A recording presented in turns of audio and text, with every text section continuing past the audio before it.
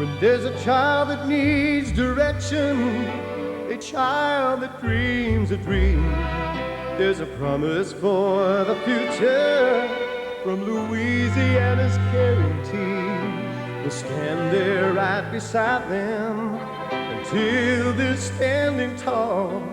They're the leaders of tomorrow for us all. That's why we're caring for the future, caring for the children of Louisiana.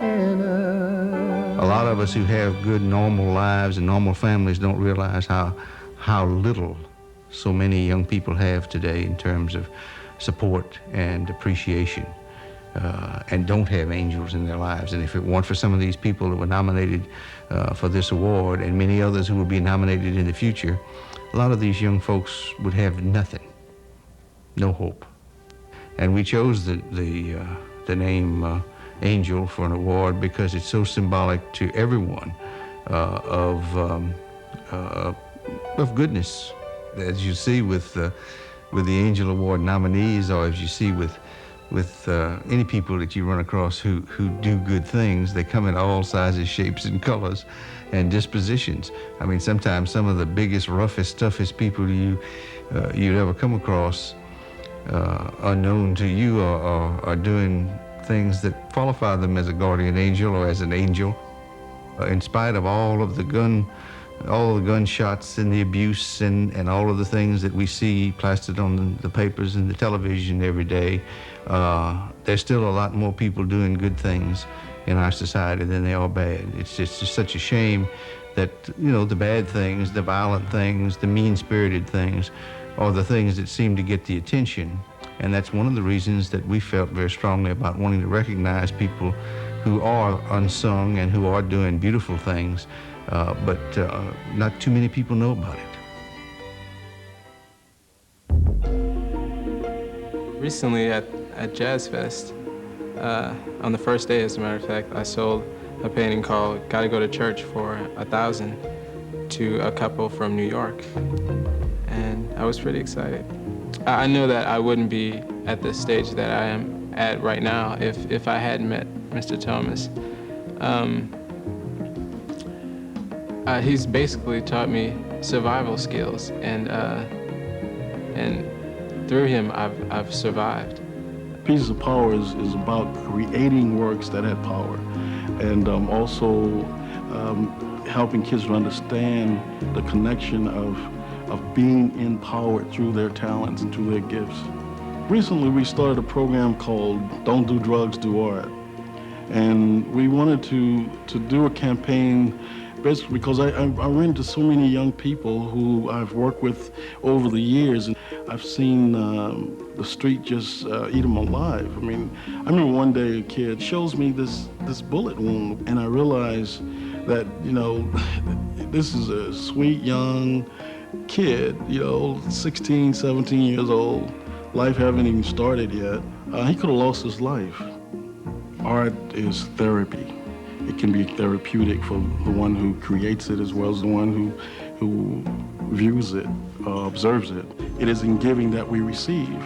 And exercising that, frees me up, because I'm learning a great deal from these young people.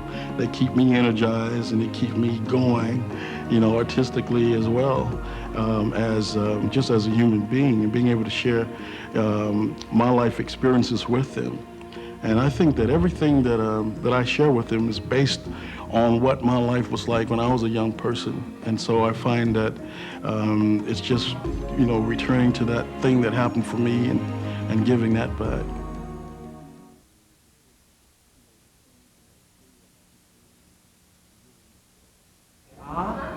Very good. Some of us don't realize how wonderful we feel because we feel wonderful.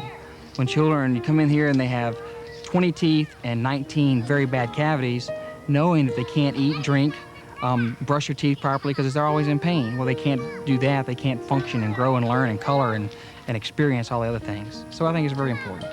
Dr. Thompson works with the Head Start program. He goes around to all 12 centers, and he does initial dental screenings with all the 872 kids that we're licensed for. After those initial screenings are done, we then send the kids back into his office to have the work completed. It gives those that are underprivileged an opportunity to visit a dentist. A lot of people ask me, well, they never pay or they never do anything that they say they're going to do, and that to me is not important, but my responsibility is important, and that goes back, I guess, to one's faith. Most of us today don't have a sense of responsibility for fellow man, even fellow family members, and I think that you lose sight of the whole picture and what's important there. And when they can smile or you get a smile out of them, it just makes your day. I mean, they're fun and they want to experience everything. Children always are the ones that are going to lead society in the future, and little things can make a big difference. And what sets a spark in a child, you never realize. You know, my first grade teacher was extremely stern, but I remember her just like it was yesterday. And you don't realize, but I sit down and be quiet and try to wait my turn. Well, she's, I think, the one that started all that. So those little sparks make a lifetime of change, and we all benefit from that.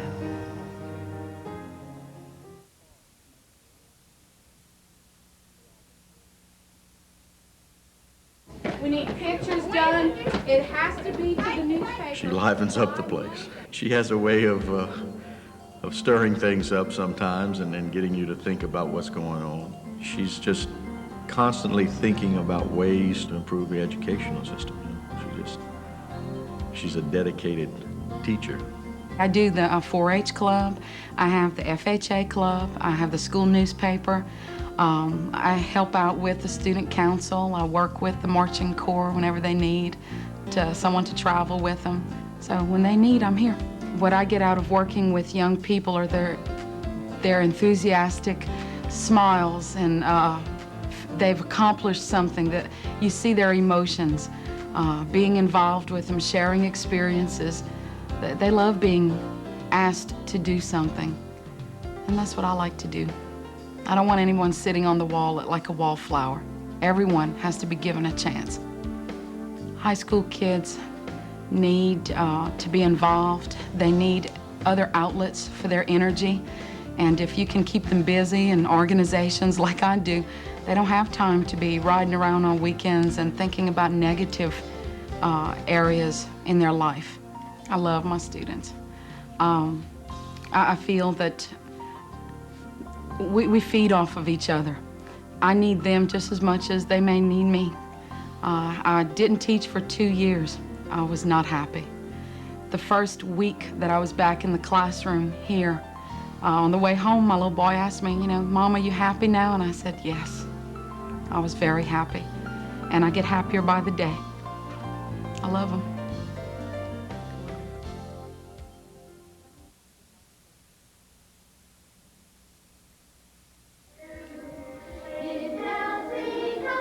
I think being able to find people who are willing to stay committed to something as long as she has been committed to this is definitely an unusual thing. She's been working here in our church for 19 years and altogether has been teaching children's Sunday school for 35 years. What always amazes me with Sybil is that she is as motivated every Sunday as she must have been in the very beginning. And I think that motivation comes from her love for children and a desire to see their lives change by teaching them the Bible and teaching them about God. She's always inspired with something fresh and new, and I think that her motivation just strictly comes from the love that she has for the children. I think that there are problems that the children have today that they didn't have, say, 35 years ago. They're exposed to so much more, television, movies, things that they see other boys and girls do that they wouldn't dare have seen that long ago. And so they are exposed to more, and they need some good reinforcements for the good things. And so that's what we try to teach them when they're in Sunday school. Well, it's a joy seeing the children come each Sunday, and sometimes their little eyes beam when they see the projects that we're going to be working on. They enjoy doing that. That's fun to see that. And then also to realize how they are learning, and when they're able to respond to the questions that I ask and able to answer, well, that's just rewarding to me.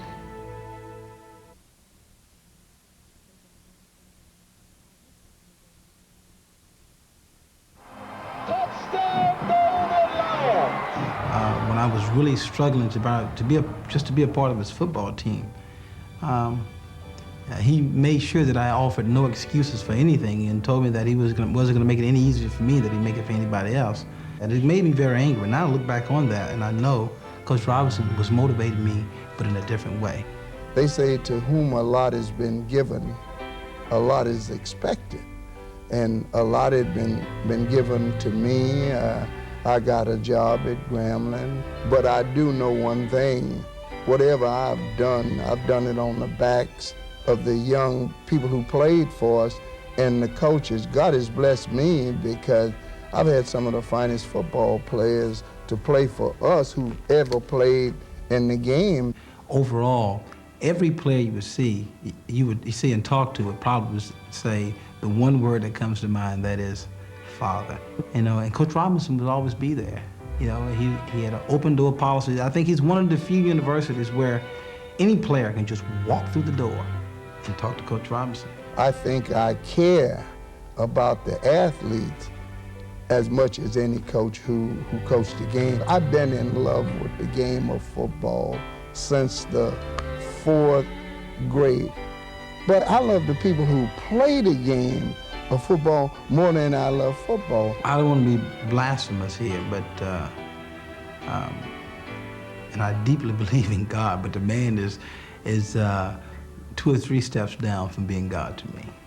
And because I think he encompasses everything that a human being should be.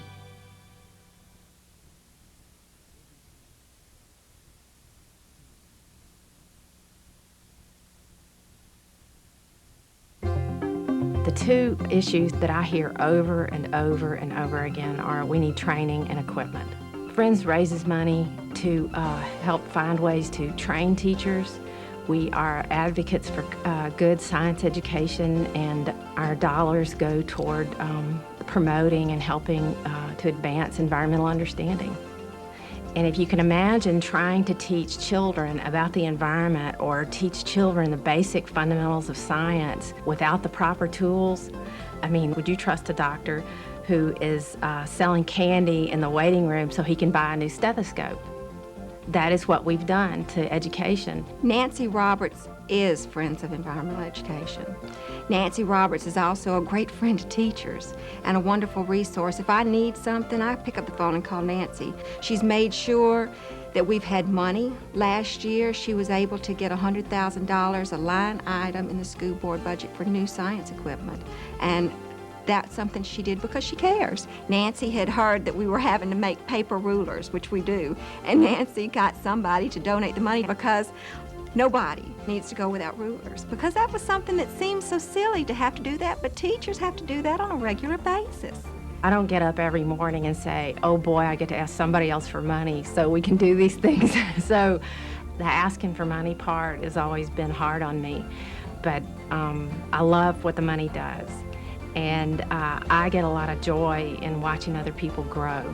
And it's great to see, because you know when you have a teacher who's confident and equipped, you know that those kids are going to be turned on.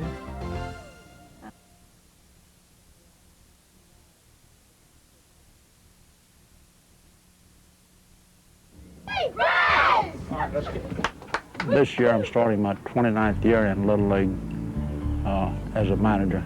So far I've got a better record than Yastrzemski. I've never missed a game in 29 years so far. Well, I don't believe I'll ever retire from coaching Little League baseball. It's to me what golf and fishing is to other men, and it's something I thoroughly enjoy. I don't know how to explain it. It's just that I get a lot of pleasure out of seeing these young boys improve and grow up and do better. It's just a lot of satisfaction and feeling like you've helped someone to do something better. Mr. Miller is the backbone of Little League here in Lake Charles. From his financial contributions to his hard work and dedication. He does it for the kids, his love for the kids. His hard work, his leadership means all to South Lake Charles Little League. Financially, he's helped our league very much. everything. Anytime we come up short, Mr. Miller's always there, and a lot of people don't know that because he does it anonymously.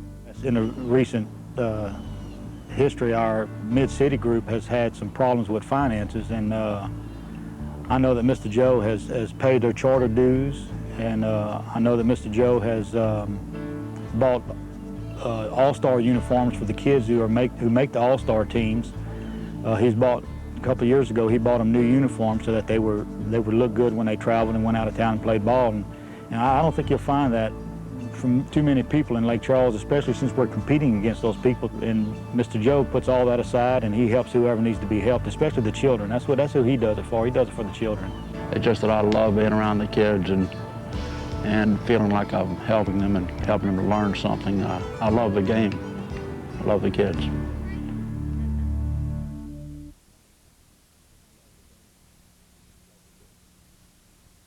Today is Monday. Monday string beats. Bertha Hinojosa, and this is the highest compliment I can give her, is the kind of teacher I would want for my own children. I have been doing ESL, or English as a Second Language, with these children since 1981. I feel I'm an ambassador, and so I have to be very careful as to what impression they get of the United States, because you never know what kind of effect it'll have. Well, Bertha Hinojosa works an incredible amount of time here. She comes early in the morning, she stays late in the evening, comes in on weekends and works, and does a variety of things.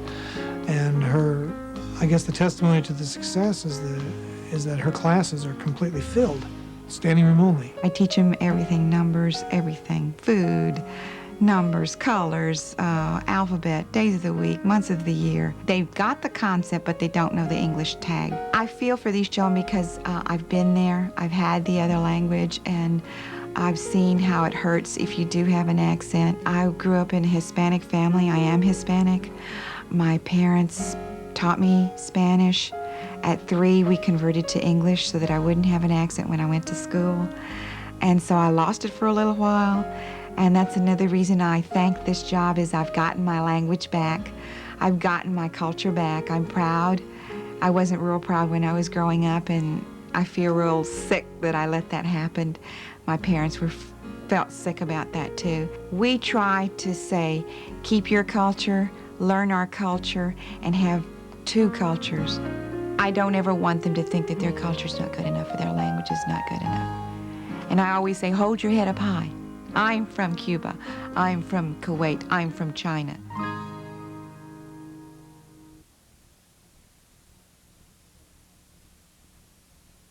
If you think you've been exposed to the virus, I want them to be aware. If they're going to do something, I want them to be equipped with the knowledge to know what the consequences are for their actions. A lot of times we'll have church groups that'll call us. You'll have different nonprofit agencies. Sometimes the public school system will call us, PE classes. When they've got health week, they'll call us, can you come in and talk to our kids about HIV and AIDS? It would be easy for me to go in and talk to them, but what we do is we'll train young people to go in and talk to them so they feel like they're talking with friends. I volunteer because I'm concerned about our children. I have 2 boys, and I think it's very important for kids to know that they can make long-term plans. In this business, I see a lot of young people that are HIV positive, and it's painful when you look at them and you know they're not going to make any long-term plans. Most parents want to deny the fact that their kids are doing certain things, or they're involved in a lot of high-risk behavior. The truth of the matter is, kids are experimenting with a lot of different things that 20 years ago we had no idea that we're ever going to be around. My motivation comes from knowing that one young person might think before he decides to make a reckless decision, before he does something that could be detrimental. And if it helps one child, then in the long run it may keep a whole family together. It may save an entire generation.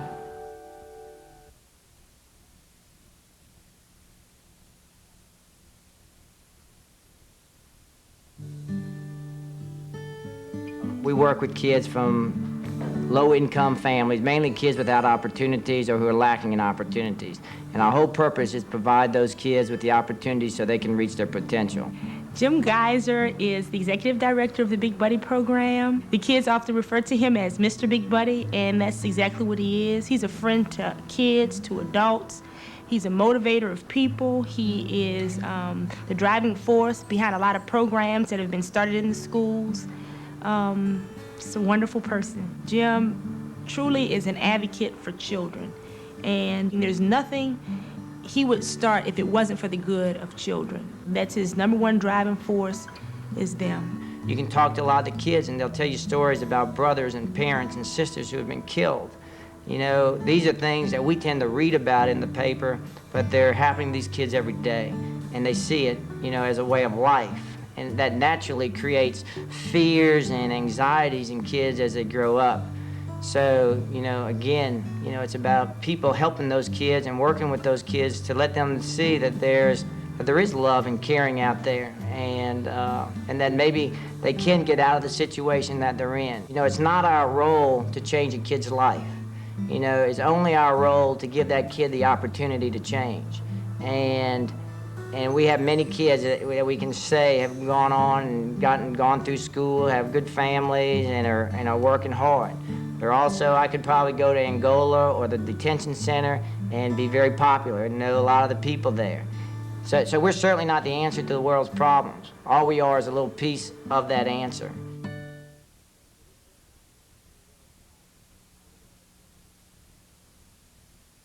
God didn't bring you here to be no clown and always getting in trouble. And what I do with young kids, I bring in my candy and I bring in little things for them and I say, I love you, and give them something. And who can say they love themselves? I love myself. Here, I want to reward them with good things. See, I believe that a single thought can change the direction of your life. For a thought held long enough becomes an attitude. And an attitude held long enough becomes a behavior. And that's why I want to put that thought in the head. I'm beautiful. I am somebody. I respect myself. Well, I haven't grown up in the streets, a resident of Desire Housing Project. I know the language. And if you know the language, it's easier to communicate with them at that level than to try to bring them up to a level where they might not understand. I want them to understand exactly what I'm saying. But only when you can love yourself can you expect to love other people. I get a lot more out of working with these kids than I get. It gives me an opportunity to feel that I'm contributing to their growth.